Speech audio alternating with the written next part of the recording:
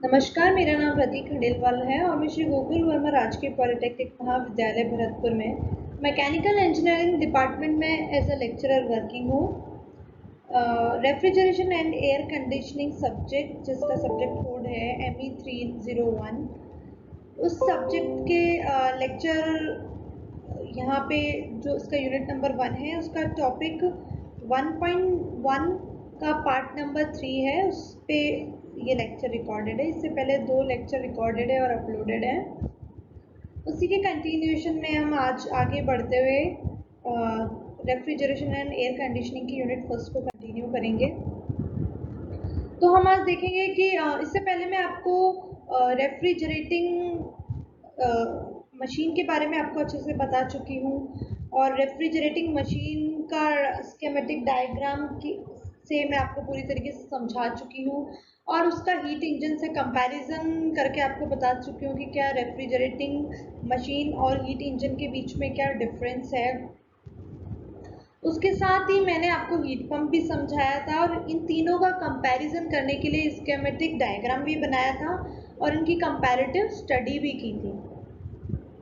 ठीक है, तो आई होप आपको उनसे क्लियर हो जाएगा कि क्या है एक रेफ्रिजरेटिंग मशीन और हीट पंप उससे किस तरीके से डिफ़र करता है और हीट इंजन उससे किस तरीके से डिफ़र करता है और उनमें जो मेन डिफरेंसेस हैं वो क्या है, वो मैं आपको अच्छे से स्कीमेटिक डायग्राम के थ्रू आपको अच्छे से समझा चुकी हूँ। उसी के कंटिन्यूएशन में हम आगे बढ़ेंगे और देखेंगे कि रेफ्रिजरेशन सिस्टम क्या है। तो रेफ्रिजरेटिंग मशीन और रेफ्रिजरेटिंग सिस्टम में कोई डिफरेंस नहीं है, सिर्फ टर्मिनोलॉजी ही अलग है कि यहाँ सिस्टम लिखा है और वहाँ रेफ्रिजरेटिंग मशीन लिखी है। तो ये एज अ रिवीजन आप इसको लीजिए। हम फिर से रेफ्रिजरेटिंग मशीन को ही रिवाइज कर रहे हैं, यही समझिए, लेकिन जब भी टर्म अलग अलग आए तो आप कंफ्यूज नहीं होइए, ये एक ही टर्म है। ठीक है, जो सिस्टम रेफ्रिजरेशन कर रहा है वही रेफ्रिजरेटिंग मशीन भी है, इसको इस तरीके से याद रखिएगा।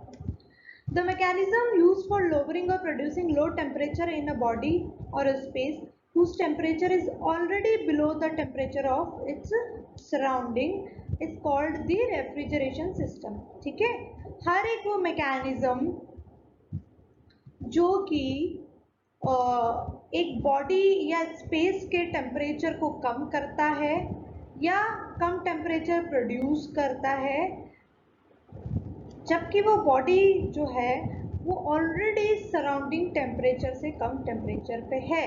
ठीक है, ऐसी बॉडी का जब भी टेम्परेचर कम करता है तो वो सिस्टम रेफ्रिजरेटिंग सिस्टम या रेफ्रिजरेटिंग मशीन कहलाता है। ठीक है, यहाँ पे इंग्लिश में नोट से देख के आप घबराइए मत। मैं जब हिंदी में बोल रही हूँ तो आप उससे हिंदी में भी नोट डाउन कर सकते हैं और हिंदी के नोट्स भी आप बना सकते हैं। ठीक है, तो मैं आपको हिंदी में भी समझा रही हूँ, इंग्लिश में यहाँ लिखा हुआ है, दोनों लैंग्वेजेस में आपको दिक्कत नहीं आनी चाहिए।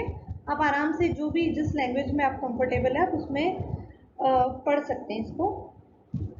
Here the heat is being generally pumped from low level to the higher one and is rejected at high temperature.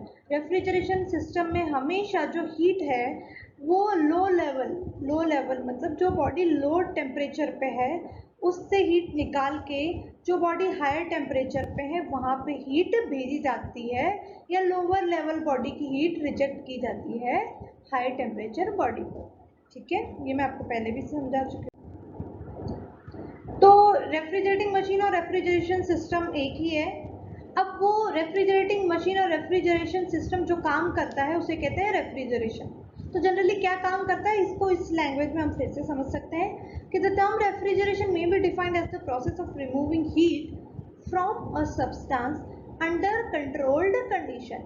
ठीक है, इसका मतलब है कि रेफ्रिजरेशन इस तरीके से डिफाइन किया जा सकता है कि वो प्रोसेस जो कि किसी भी सब्सटेंस मतलब पदार्थ से हीट रिमूव करता है, हीट निकालता है under controlled condition. Controlled condition मतलब इनकी कुछ लिमिटेशन होती है कि भाई इसी बॉडी पे से वो हीट निकाल सकता है और जब एक सिस्टम हो तभी वो हीट निकाल सकता है। ठीक है, तो वो इसीलिए उसको कंट्रोल्ड कंडीशन कहा है। तो ऐसी जो बॉडी जो कंट्रोल कंडीशन पे एक पदार्थ से हीट निकालती है, ठीक है, तो उस प्रोसेस को हम कहते हैं रेफ्रिजरेशन और जो बॉडी ये काम करती है उसे कहते हैं रेफ्रिजरेटिंग सिस्टम। ठीक है, it also includes the process of reducing heat and maintaining the temperature of a body below the general temperature of its surrounding. तो ये जो प्रोसेस है ये हीट रिड्यूस करने का काम भी करता है और जो हीट रिड्यूस करके उस बॉडी को उसी रिड्यूस टेम्परेचर पे मेंटेन करने का काम भी करता है, ठीक है। और वो टेम्परेचर जनरली आपको पता है कि सराउंडिंग से कम होता है, तभी हम उसे रेफ्रिजरेशन कहते हैं, ठीक है। तो वो उस टेम्परेचर पे मेंटेन भी करता है हीट को बाय रिड्यूसिंग हीट निकाले जाता है, ठीक है, और उस टेम्परेचर पे मेंटेन करता है उस बॉडी को। In other words, the refrigeration means a continued extraction of heat from a body whose temperature is already below the temperature of its surrounding, ठीक है।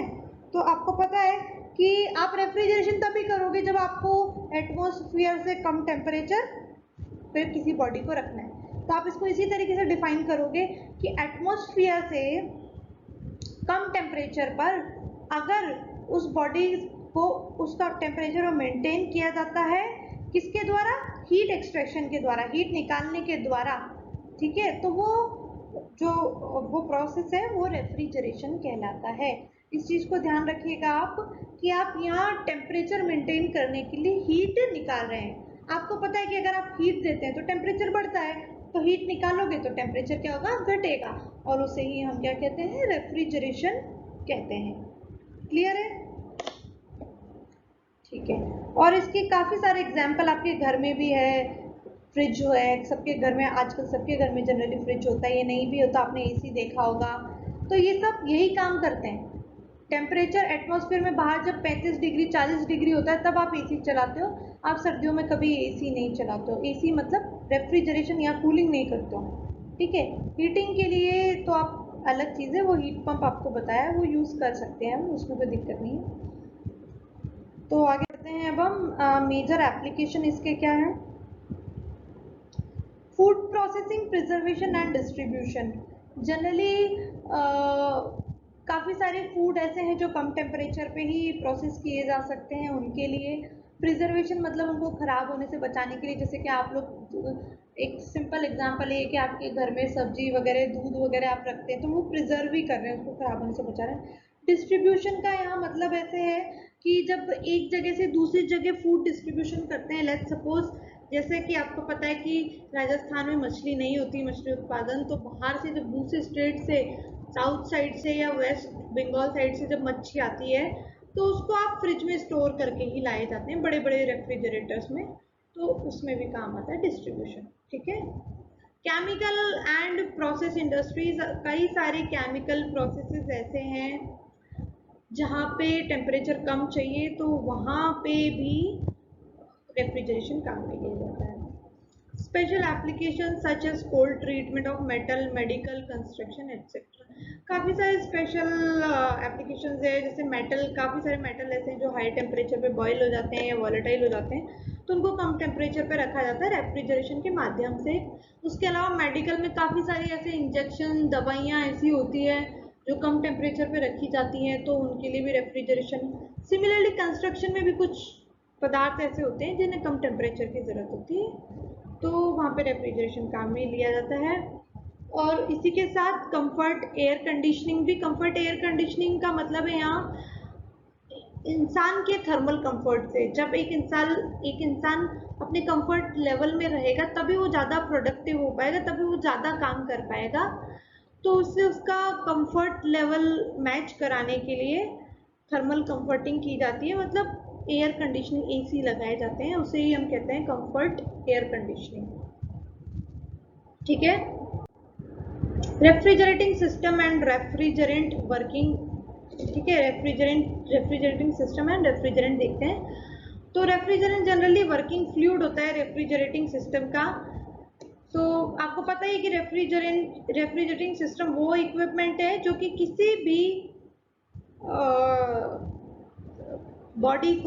बॉडी का टेम्परेचर जो है, इनसाइड टेम्परेचर वो कम करता है, सराउंडिंग टेम्परेचर से कम करता है या फिर उसको उसी टेम्परेचर पे मेंटेन करता है, ठीक है। और जब इस सिस्टम का जो मेन वर्किंग फ्लूइड होता है, जो फ्लूइड बार बार फ्लो करके कूलिंग करता है, वही रेफ्रिजरेंट कहलाता है, ठीक है। इसके बाद है रेफ्रिजरेटिंग इफेक्ट। ये तीनों टर्म्स इंटर रिलेटेड है, रेफ्रिजरेटिंग मशीन और रेफ्रिजरेटिंग सिस्टम एक ही है। फिर उसके बाद में रेफ्रिजरेटिंग सिस्टम, रेफ्रिजरेटिंग मशीन जो काम करती है वो रेफ्रिजरेशन होता है, ठीक है। अब तीसरा है रेफ्रिजरेटिंग इफेक्ट। तो जो इफेक्ट, जो मशीन जो इफेक्ट प्रोड्यूस कर रही, जो काम कर रही है, उसे रेफ्रिजरेशन इफेक्ट कहते हैं। लेकिन इसको आप टेक्निकल टर्म में कैसे डिफाइन करेंगे, तो आप इसको ऐसे डिफाइन कर सकते हैं कि the rate of heat absorbed from a body to be cooled is called refrigerating effect, ठीक है। तो जो रेट ऑफ हीट बॉडी से निकाली जाती है उस बॉडी को ठंडी करने के लिए, वो हीट जो है वो रेट ऑफ हीट, रेट मतलब समय के रिस्पेक्ट में जो हीट निकाली जाती है, ठीक है, पर यूनिट टाइम। रेट का मतलब ये होता है कि पर यूनिट टाइम आप कितनी हीट निकाल रहे हो उस बॉडी को ठंडा करने के लिए, वही हीट जो है वो रेफ्रिजरेटिंग इफेक्ट है। या फिर आप उसको इस तरीके से भी डिफाइन कर सकते हैं कि it is the amount of heat energy removed per unit time from the space to be cooled by refrigeration process, ठीक है। वही सेम बात है कि amount of heat removed per unit time, rate वही हो गया कि heat energy removed per unit time, space to be cooled, ठीक है, बाय रेफ्रिजरेशन प्रोसेस। तो वो क्या हो जाता है, रेफ्रिजरेटिंग इफेक्ट हो जाता है। और इसकी यूनिट जो है वो है किलोवाट और किलो जूल पर सेकेंड, और इसको हम रेफ्रिजरेटर की कैपेसिटी भी कहते हैं, ठीक है। तो ये 3 टर्म्स के बीच में आपको समझाने के लिए ये लेक्चर था। नेक्स्ट लेक्चर में आप इसके कंटिन्यूएशन में देखेंगे। थैंक्स।